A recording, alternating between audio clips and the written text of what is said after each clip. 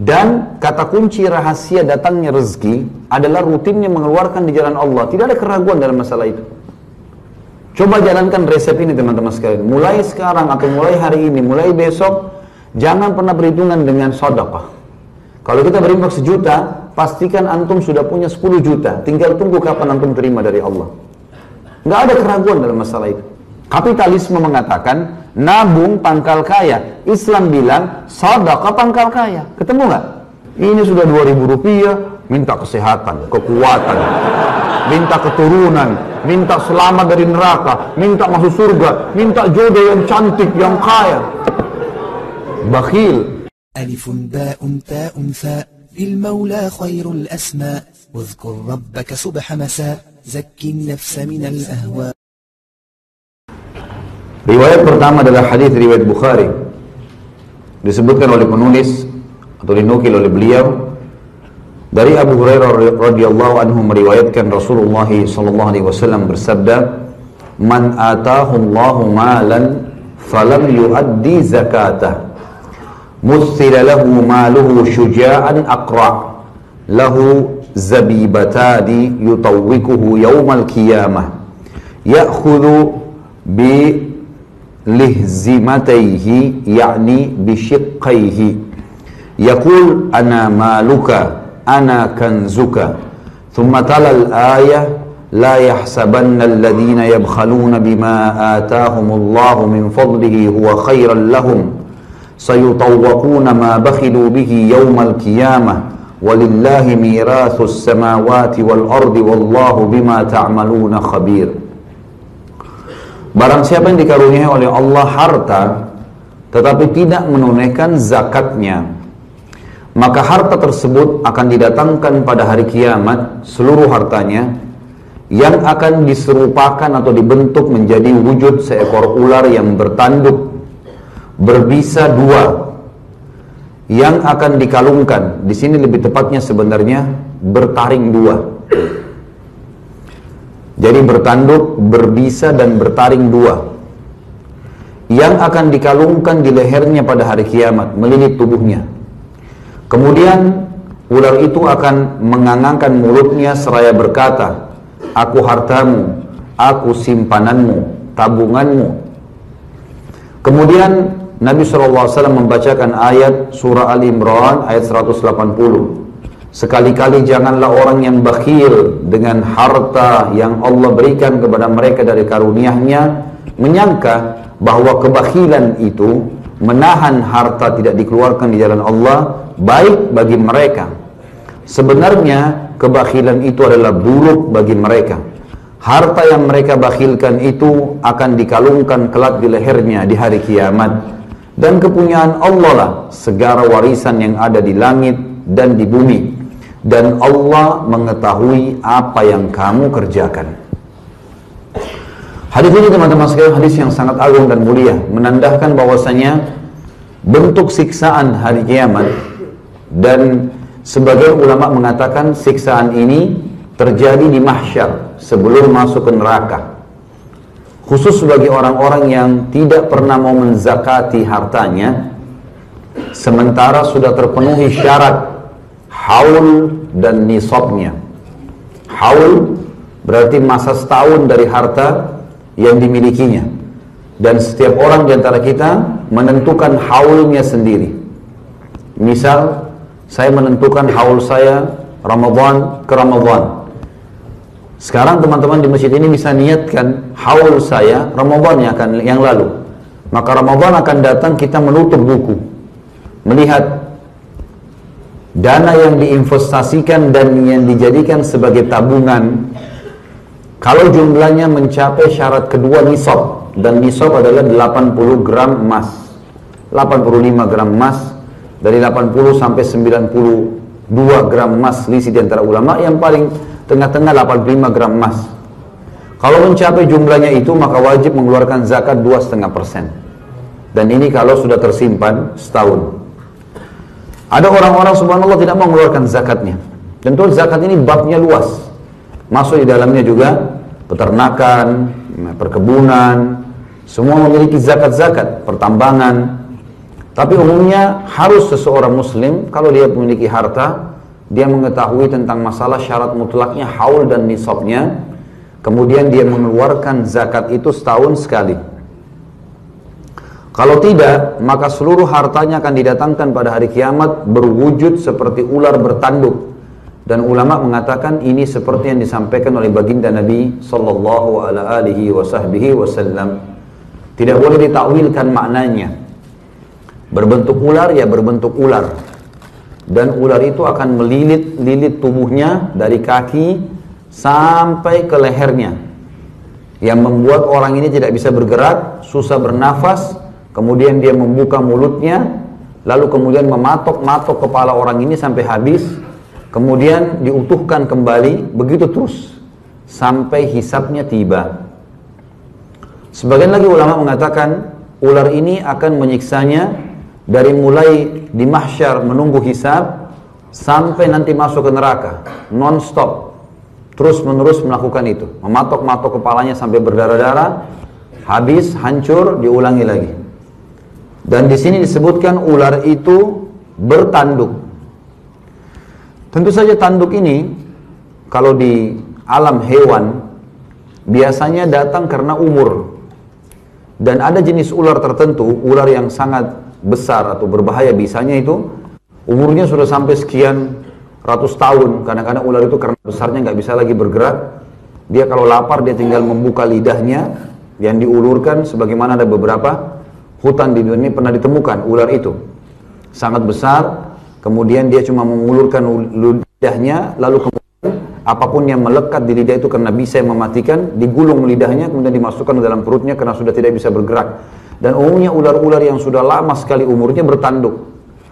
Disebutkan di sini ular bertanduk, artinya ular yang sangat besar, dan di sini dikatakan berbisa yang mematikan dan bergigi taring dua yang tajam. Dan ini apa adanya. Terus mematok-matok kepala orang ini sampai habis. Kemudian dia berbicara. Jadi harta itu dibuat oleh Allah berbicara. Aku hartamu, aku adalah tabunganmu. Sampai sini teman-teman sekalian. Saya sampai sekarang masih belum bisa menangkap apa alasan kebanyakan orang di antara kaum muslimin dan muslimat yang masih berat bersedekah. Kalaupun bersedekah, dia masih perhitungkan apa yang dia keluarkan. Apa kata Abdullah bin Mas'ud radhiyallahu anhu? Siapapun di antara kalian yang bisa menabung hartanya di langit sehingga tidak bisa dijangkau oleh tangan pencuri dan tidak dimakan oleh rayap, lakukanlah. Tangkap kalimat itu teman-teman sekalian. Maksudnya apa? Jangan pernah berpikir harta yang kita keluarkan ke fakir miskin 1 juta, 2 juta, bahkan mungkin 10 juta, bahkan mungkin lebih daripada itu. Kalau orang sudah paham, maka dia bukan kehilangan harta sebenarnya. Dia sedang menabung hartanya untuk akhirat yang dia akan panen. Dan kata kunci rahasia datangnya rezeki adalah rutinnya mengeluarkan di jalan Allah. Tidak ada keraguan dalam masalah itu. Coba jalankan resep ini teman-teman sekalian. Mulai sekarang atau mulai hari ini, mulai besok, jangan pernah berhitungan dengan sedekah. Kalau ada fakir miskin di pinggir jalan, mampir, berikan.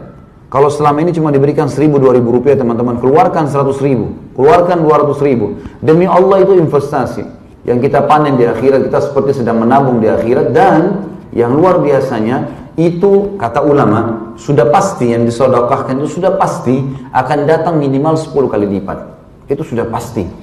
Karena Allah subhanahu wa ta'ala berfirman dalam Al-Quran, A'udzu billahi minasyaitonir rajim, man jaa'a bil hasanati falahu asyru amsalihah. Siapa yang melakukan satu perbuatan kebaikan termasuk sedekah, dia pasti akan mendapatkan 10 kali lipat pahalanya. Kata ulama, kalau orang berinfak, di Saudi biasa dibahasakan, kalau orang berinfak 1.000 real, pastikan tidak usah ragu 10.000 real sudah ada. Itu minimal.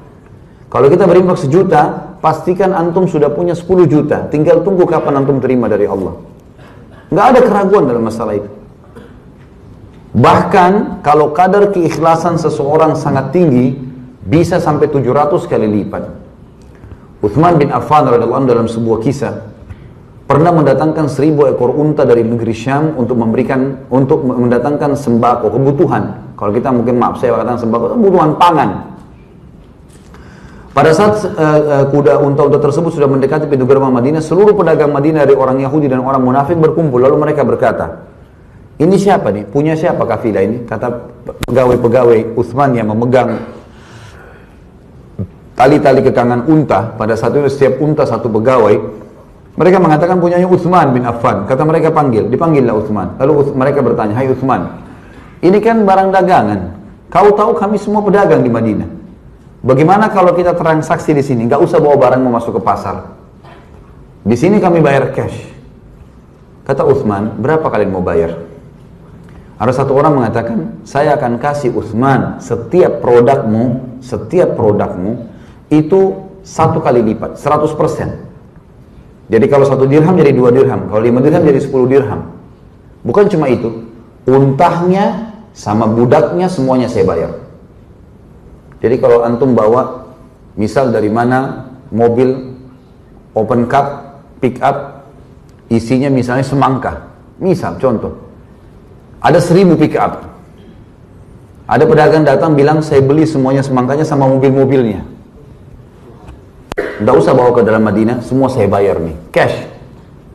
Kata Utsman, saya ingin lebih. Kata ada satu orang bilang, 2 kali lipat Utsman. Semua produk, semua. Apapun kita hitung, 2 kali lipat. 1 dirham jadi 3. 5 dirham jadi 15. 10 dirham jadi 30 dirham. Semua, sama untanya, sama budaknya, sahayanya yang pegang. Semua saya beli. Kata Utsman, saya ingin lebih. Ada yang bilang 3 kali lipat Utsman. Saya ingin lebih. 4 kali lipat, saya ingin lebih. Terakhir satu orang Yahudi paling kaya di Madinah mengatakan, Utsman, saya akan tawar, gak ada lebih besar daripada saya. 5 kali lipat Utsman. Berarti kalau 5 dirham, jadi 30 dirham.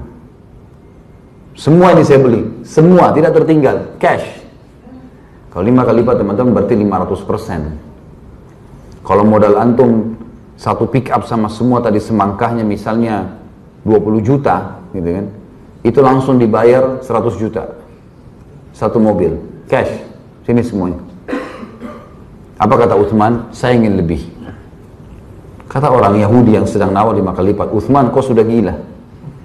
Siapa yang mau beli lebih dari saya? Kata Utsman, mau bukti? Ada. Ada yang transaksi bukan cuma seperti kamu, berlipat-lipat daripada kamu. Mereka penasaran semua. Kata Utsman dipanggil sahaya-sahayanya, pelayan-pelayannya, panggil semua muslimin di Madinah. Semuanya, jangan tinggalin, panggil. Datang semuanya. Begitu datang, Utsman naik di atas batu tinggi mengatakan, hai muslimin, saksikanlah 1000 unta ini wakaf buat kalian. Ambil semua. Rupanya ada kejadian di Madinah pada saat itu. Pedagang-pedagang pasar, mayoritasnya Yahudi sama orang-orang munafik, mereka sepakat kalau umat Islam yang beli dimahalin.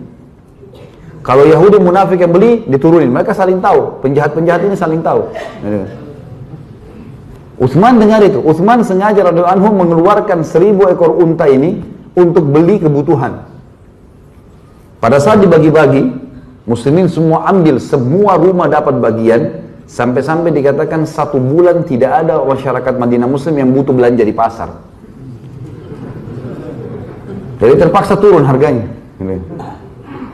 Lalu setelah dibagi-bagi, pedagang-pedagang ini semua tahu ini keuntungan besar, tapi dibagi cuma-cuma depan matanya. Habis itu Utsman balik ke mereka berkata, apakah kalian tahu siapa yang beli lebih daripada saya, kalian 5 kali lipat? Mereka bilang, si Yahudi tadi yang nawar 5 kali lipat bilang, apalagi yang kau mau lelangkan, hai Utsman? Semua sudah habis. Kata dia, Allah yang membeli minimal 10 kali lipat. Bahkan bisa sampai 700 kali lipat. Dan kelipatan-kelipatan yang banyak. Hadis tentang Ramadan kan ada puasa kan?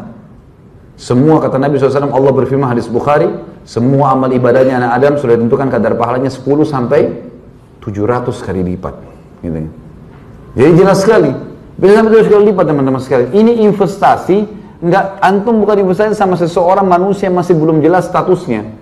Sekarang kalau ada orang datang, pedagang sukses, datang nawarin, akhi, ukhti, ayo investasi ke saya 100 juta. Pasti kamu dapat 1 bulan 10 juta. Perusahaannya ada, jelas, pasti antum berlomba-lomba. 1 bulan 10 juta, 10%. 1 tahun 120%, gitu kan. Saya akan orang berlomba-lomba teman-teman. Ini sedekah, berdagang, berniaga sama Allah. Kata Allah SWT, "Man dzalladzi yuqridullaha qardan hasanan fayudha'ifahu lahu adha'afan katsira." Siapa yang mau transaksi sama Allah, maka Allah akan lipat gandakan berlipat-lipat apa yang dia transaksikan itu. Butuh keyakinan teman-teman sekalian.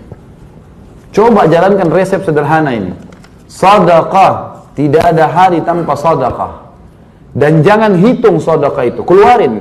Coba mulai besok praktekin sedekah jumlah yang belum pernah antum sedekahin. Kalau tidak pernah 100 ribu, 100 ribu. Tidak pernah sejuta, coba sejuta. Kasih dengan keikhlasan. Demi Allah teman-teman, saya praktekin dalam hidup saya, tidak pernah balasannya kecil. Nggak tahu dari mana datang. Datang luar biasa, bertumpuk-tumpuk. Saya kadang-kadang di akhir pekan tinggal lihat di dalam tas tentengan saya, sudah sekian banyak uang yang terkumpul. Saya lakukan ini sudah banyak. Baik, saya jalan teman-teman, setiap ketemu orang kasihin. Kadang-kadang saya nggak buka itu amplopnya, kasih aja langsung. Loh, makin banyak lagi dari sumber lain. Dan ini teori sederhana, syar'i, tinggal praktek, coba tunjukin. Kalau ini orang miskin lewat, syaitan baru bisikin, orang kayaknya orang mampu itu. Ah iya nih orang mampu. Ini bukan cuma bakhil, super bakhil. Baru syaitan bisikin, bukannya dilawan syaitan. Oh iya betul, tidak mampu nih. Berharap syaitan bisikin dia supaya dia nggak sedekah. Gimana cara? Apa kata Allah SWT? Ini di sini selanjutnya teman-teman sekalian dikatakan, lalu Nabi membaca SAW firman Allah Al-Imran. Janganlah sekali-kali orang yang bakhil. Bakhil itu lebih tepatnya orang yang perhitungan bukan pada tempatnya. Orang perhitungan teman-teman kalau tabzir berlebihan. Antum makan sendiri, tapi belinya satu bakul. Tapi kalau boleh, Allah suka melihat bekas nikmatnya pada hambanya. Dalam hadis sahih riwayat Abu Daud, Inna Allah yuhibbu an yara atharan ni'amihi ala abdi. Allah suka melihat bekas nikmatnya pada hambanya. Coba teman-teman sekalian, pakai pakaian yang baik, pakai minyak wangi yang baik, usahakan kendaraan yang baik, usahakan tempat tinggal yang baik, minta sama Allah.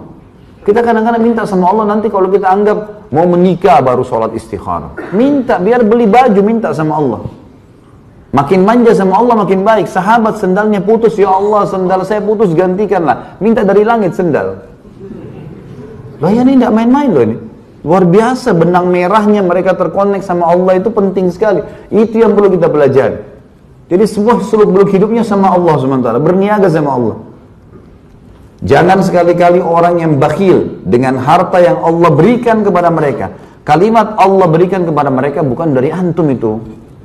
Tak ada hubungannya. Allah yang kasih antum jasad, yang kasih antum ruh, yang kasih antum mata, yang kasih kita semua fasilitas, lalu kemudian kita bisa kerja. Bahkan dari hari kiamat akan ada orang yang Allah bilang, bukankah hai fulan, saya yang berikan kamu kehidupan, saya yang nikahkan kamu, saya yang begini, saya yang begitu, dan hari kiamat orang itu akui, iya ya Allah, iya betul, engkau yang memberikan. Gitu kan? Tidak bisa kita pungkiri. Sampai pada tingkat yang menikahkan kita, yang membuat kita makan, yang membuat kita minum, menumbuhkan rambut di kepala kita, semuanya Allah ini. Allah yang nyuruh ini, kenapa kok nggak dilakukan teman-teman sekalian? Syaitan tidak mau kita melakukan karena dia tahu ini kata kunci kesuksesan sebenarnya. Kapitalisme mengatakan nabung pangkal kaya. Islam bilang sedekah pangkal kaya. Ketemu nggak? Hah? Mana suaranya? Praktekin besok ya. Kapitalis bilang nabung. Terus kita sibuk gitu, terima gaji, nabung, bengkak rekeningnya, baik. Itu kapitalis, pangkal kaya katanya. Kalau kita enggak, sedekah pangkal kaya, makin banyak dikeluarin, makin besar datangnya. Mau tangkap ikan paus, jangan pakai pancing kecil, gak bisa. Pakai kapal tanker. Hah? Ini sudah 2.000 rupiah, minta kesehatan, kekuatan, minta keturunan, minta selamat dari neraka, minta masuk surga, minta jodoh yang cantik, yang kaya. Bakhil. Bakhil sama Allah baru minta macam-macam. Mana bisa? Coba belajar sedekah. Subhanallah, sedekah itu teman-teman, ada hadis. Saya kemarin Ramadan waktu lagi bimbing umrah, saya kebetulan biasa naik lift di hotel itu, rupanya liftnya penuh. Dengan hikmah Allah, saya waktu mau turun, saya turun lewat tangga jalan biasa. Jalan, kemudian saya lihat ada spanduk dipasang. Ada hadis riwayat Abu Daud. Saya baru tahu hadis itu. Di Ramadan kemarin, subhanallah. Lewat saya baca. Itu artinya kurang lebih, obatilah penyakit kalian dengan sedekah. Makna yang lain, obati orang sakit kalian dengan sedekah. Tapi bisa diartikan, obati penyakit kalian dengan sedekah. Ternyata orang kalau sakit pun bisa sembuh dengan sedekah. Bisa sembuh. Saya lewat di Bekasi waktu itu, saya ada satu bapak tua sekali duduk di pinggir jalan. Hati saya tergerak, bantu orang ini. Saya mampir, kemudian subhanallah, saya bilang, maaf Pak, saya nggak turun karena saya buru-buru mau jalan. Dia berdiri, begitu dipegang sama dia, saya lihat wajahnya orang ini biasa sekali ya, gitu. Maksudnya orang ini bukan seorang alim ulama, kelihatannya orang biasa, tapi subhanallah dia bicara, saya tidak menyangka orang itu yang bicara gitu. Saya merasa kayak ada peringatan dari Allah yang harus saya ambil pelajaran dari situ. Sedekah itu nak bagus, itu kamu sudah menabung buat akhirat, apalah segala macam nasihat keluar dari dia. Saya tangkap per kalimat yang dia ucapkan, saya lihat wajahnya, lihat mukanya orang ini, kayaknya nggak mungkin deh orang seperti ini bisa bicara gitu kan. Tapi subhanallah dia bicara semua dan saya menangkap positif. Saya menganggap ini adalah sebuah peringatan yang luar biasa dari Allah yang memberikan gambaran kepada kita, jangan tunda-tunda ini, jangan perhitungan dengan masalah itu. Kesimpulannya, jangan perhitungan dalam sedekah. Mau dapat banyak, keluarkan banyak. Coba belajar. Nabi SAW pernah dapat teman-teman berkeranjang kurma banyak sekali, sedekah dari orang, dikasih kepada Nabi SAW. Rupanya Nabi SAW, ya, dengan hikmah Allah hari itu kedatangan orang-orang miskin, datang, ya Rasulullah minta kasih satu keranjang, ya Rasulullah dan satu keranjang, sampai habis, nggak ada lagi. Nabi SAW belum bawa pulang ke rumahnya nih, terus sedekahin. Ada lagi orang datang minta, Nabi SAW sedih, nggak ada lagi yang bisa dikasih. Nabi juga meminta sama sahabatnya, Nabi malu, gitu kan? Sallallahu alaihi wasallam orang yang sangat luar biasa, mulia, malu, diam saja. Umar bin Khattab, sahabat Nabi dan mertua Nabi mengatakan, ya Rasulullah, Allah nggak bebankan anda di atas kapasitas anda. Anda sudah sedekah semuanya. Kenapa harus merasa sedih dengan tidak bisa bantu orang ini? Nabi SAW diam saja. Ali bin Abi Thalib di sebelahnya anak mantu Nabi SAW yang nanti juga akan menjadi mertuanya Umar di akhir hidupnya Umar, maka dia mengeluarkan beberapa dirham dari kantongnya mengatakan, ya Rasulullah, saya masih punya sekian dirham, sedekahkanlah.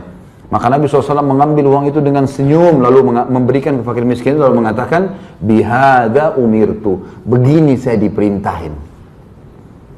Jadi karam itu teman-teman lawannya bakhil. Kalau bakhil itu luar biasa perhitungannya, kalau karam luar biasa loyalnya. Royal. Saya lihat subhanallah, saya lihat dari jemaah umrah saya ya, saya lihat memang orang-orang yang mampu yang umrah itu, satu-satunya yang saya lihat kata kunci rezekinya mereka luas, luar biasa royalnya. Sampai-sampai pada saat mampir di pasar kurma, misalnya beli kurma, mereka beli kurma ajwa yang mahal, naik di bus, dibagiin ke jemaah semua.